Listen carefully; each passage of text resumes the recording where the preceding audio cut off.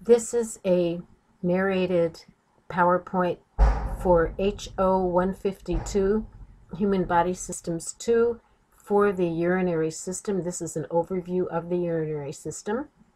I'm your instructor, Alice Shapiro.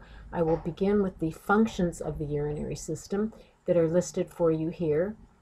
Excretion, blood volume and blood pressure control, regulation of pH, or the relative acidity of the blood and fluid contents, concentration of solutes, vitamin D production, it is involved with this as well, and red blood cell concentration. The components of the urinary system are 2 kidneys, 2 ureters, 1 urinary bladder, and 1 urethra.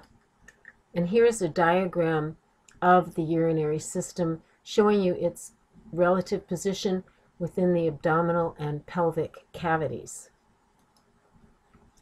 The kidney characteristics, you can read about this. They're about the size, each one of them, of a bar of soap or the size of a normal fist.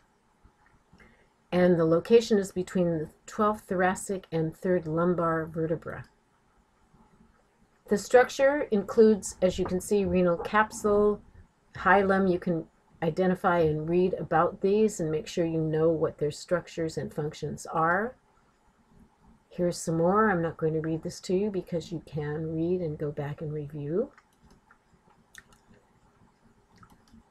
And here are a couple of diagrams, a diagram and an actual photo of a human kidney, and a diagram showing you all of the structures: the renal capsule, the cortex, the renal medulla, the hilum, which is the indentation where the blood vessels enter and exit, and the renal pelvis enters and exits as well.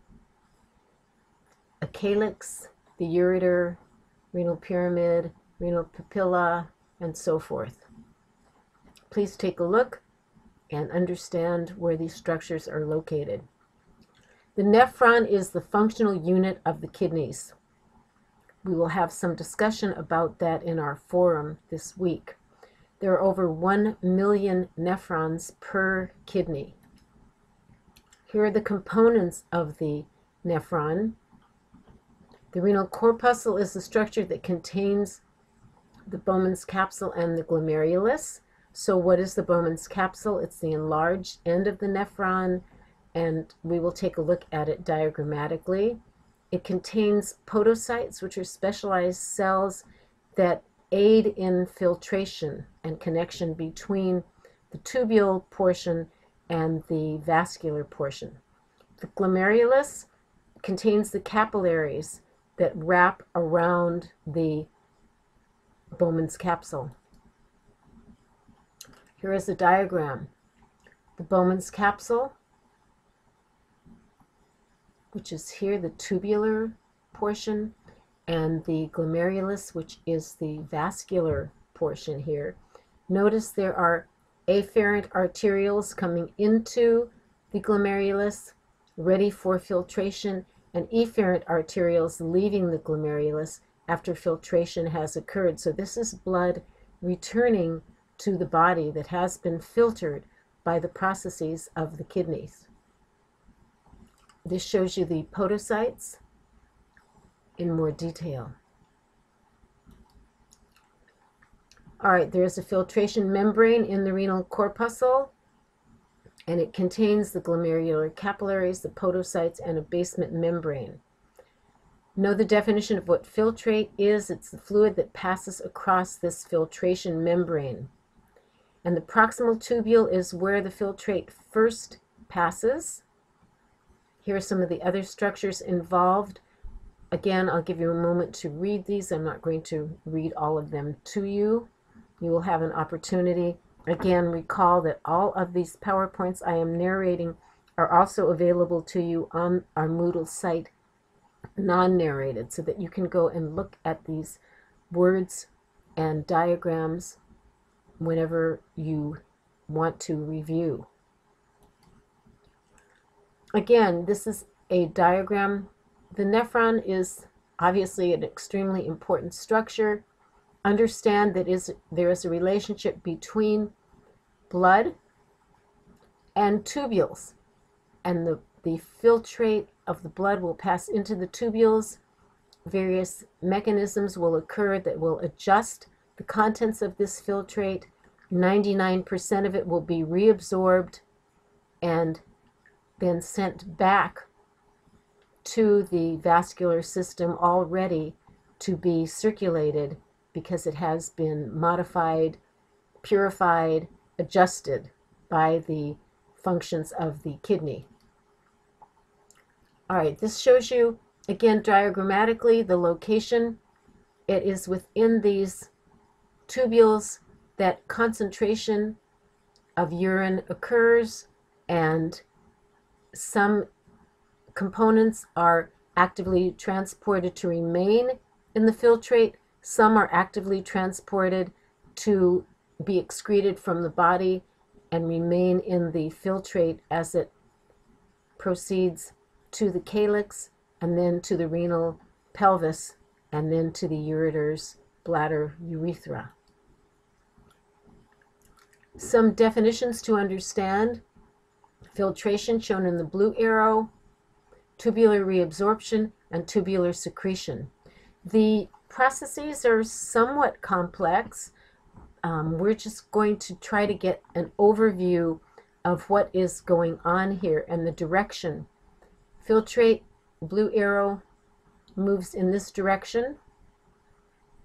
Tubular reabsorption and tubular secretion. Tubular reabsorption is when items are reabsorbed. Water is reabsorbed by the green arrow, showing you the green arrow, and solutes are reabsorbed, demonstrated by the purple arrow. And tubular secretion, solutes move across the nephron and into the filtrate, and so anything that is number 3 becomes a component of the urine. The purple and green arrows, number 2, remain in the bloodstream back to veins and therefore back into the general circulation. Movement of water, ions, and small molecules will go through the filtration membrane into Bowman's capsule. 19% of our plasma becomes filtrate. 180 liters of filtrate are produced by the nephrons each day, and only 1% of that filtrate becomes urine. The rest is reabsorbed. All right, here are some facts. Only small molecules are able to pass through the filtration membrane. Formation of filtrate depends on filtration pressure, which helps to move fluid across the filtration membrane. And this is also influenced by blood pressure. We will be taking a look at that momentarily. Here is another diagram. Please spend some time with this. And if you have questions, I'm not going to go over this in too much detail because I want you to get the general idea. And I think this diagram does a good job explaining it. All right, 99% of the filtrate is reabsorbed and, as I said, re-enters the circulation. And this tells you the areas for reabsorption and for concentration. Water, small ions, byproducts of metabolism, drugs, and urea are found in the urine. These are products that our body does not require to maintain. All right, here is just definitions of what the various structures are. Please review this and look at the functions of these structures as well. And this, again, is the diagram showing you the structure of, in this case particularly, the ureters and the urinary bladder. And the urinary bladder does contain contractile tissue. The bladder can contract. It can expand when it is full and will contract when it is empty. All right, here's hormonal regulation of sodium and water in our extracellular fluid. When we have decreased blood pressure, the kidneys respond by producing a substance called renin, and this is converted finally to angiotensin II. We're not going to belabor this, but just know that decreased blood pressure will cause an increase in production of aldosterone, and aldosterone, the hormone aldosterone, increases sodium and water reabsorption. And when you have more sodium and more water, then your blood pressure will increase. So kidneys are very important in homeostasis, also involving blood pressure maintenance. Antidiuretic hormone is another hormone that is involved in regulation of blood pressure and also affects the kidneys. It's secreted by the posterior pituitary gland, which is the neurohypophysis, directly influenced by the hypothalamus. The antidiuretic hormone acts on the kidneys, and they absorb more water and therefore decrease urine volume. And the result is to maintain blood volume and therefore to maintain blood pressure. As I mentioned in another lecture, alcohol inhibits the production of the antidiuretic hormone. So not only will you secrete more urine possibly, but your blood pressure then could drop and your blood concentration of solutes could increase. Antidiuretic hormone and the regulation of extracellular fluid content. Notice that antidiuretic hormone increases water reabsorption and results in decreased solute concentration and increased blood pressure. So in other words, it basically dilutes the blood and adds more fluid, so therefore can increase blood pressure, important in homeostasis. There's also a hormone from the atria of our heart called the atrial natriuretic hormone, ANH. It's secreted from cardiac muscle.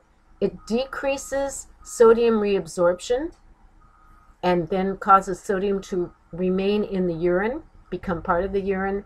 So therefore, it will decrease blood volume and blood pressure. So kind of an opposite. It will cause more sodium and water to be excreted and will therefore decrease blood pressure and blood volume. So if your blood pressure goes up, there are cardiac muscle cells which will note this increase and will cause an adjustment to hopefully decrease your blood pressure. And this shows you how this might occur, the mechanism that might occur, and how it occurs. Urine movement. The micturition reflex is activated by the stretch receptors on the wall of the urinary bladder. Action potentials are conducted from the bladder to the spinal cord, and the parasympathetic nervous system causes the bladder to contract and therefore to allow urine to be excreted from the body.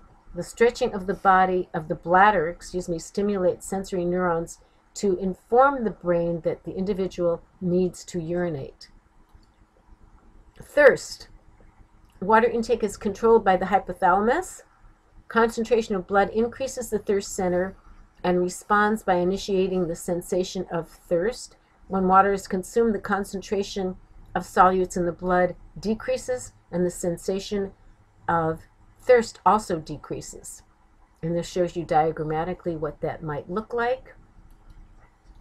The kidneys also are involved in pH balance, in acidity. The nephrons will secrete hydrogen plus ions directly into the urine and will therefore regulate the pH of body fluids. More hydrogen excreted, and the lower the acidity or higher the pH.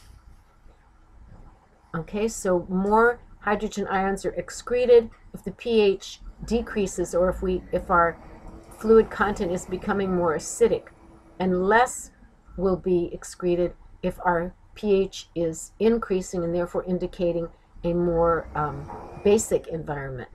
So a little overview here. I'm sure there may be more questions. Please message these questions to me and I will get back to you as soon as I can. All right, this is the end of the urinary system overview.